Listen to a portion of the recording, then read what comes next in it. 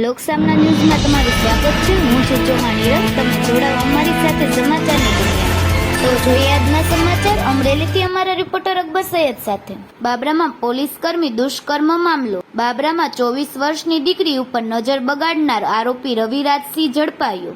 4 દિવસ પહેલા બાબરા પોલીસ સ્ટેશનમાં 14 વર્ષની દીકરી ઉપર પોલીસકર્મી દ્વારા દુષ્કર્મ કર્યાની ફરિયાદ નોંધાઈ હતી। આરોપી રવિરાજ ચૌહાણ વિરુદ્ધ પોક્સો એક્ટ મુજબ નોંધાઈ હતી ફરિયાદ। તારી માતાને હેરાન કરીશ કહી અવનવાર 14 વર્ષની દીકરીને ધમકાવી 4 મહિનાથી કરતો હતો પરેશાન। અપહરણ કરી શારીરિક અડપલા કરતો હતો તેમજ સગીરાની મરજી વિરુદ્ધ એક વખત શારીરિક સંબંધ પણ બાંધ્યો હતો। સસ્પેન્ડ પોલીસ કર્મી અંતે બાબરા પોલીસની દ્વારા આરોપીને ઝડપી લેવાયો। પોલીસે આરોપી રવિરાજસિંહ ચૌહાણને ઝડપી કોર્ટમાં રજૂ કરી 3 દિવસના રિમાન્ડ મેળવ્યા।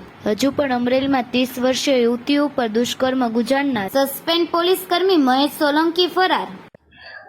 બાબરા પોલીસ સ્ટેશનમાં ફરજ બજાવતા રવિરાજસિંહ ચૌહાણનાઓ દ્વારા સગીર વયની બાળાનો સંપર્ક કરી સ્નેપચેટમાં વાત કરી તેને લલચાવી ફોસલાવી પોતાના કાયદેસરના વાલીપણામાંથી અપહરણ પણ કર્યું અને એની સાથે શારીરિક અડપલા કરવામાં આવેલા અને બળજબરીથી શરીર સંબંધ બાંધેલો।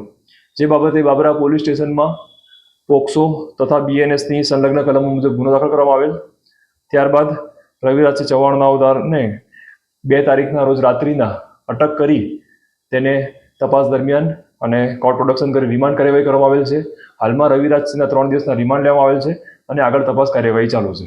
સમાચાર તો રોજના છે પણ અંદાજ છે ખાસ। ફરીથી મળીશું નવા સમાચાર સાથે। ત્યાં સુધી જોડાયેલા રહો લોકસામના ન્યૂઝ સાથે।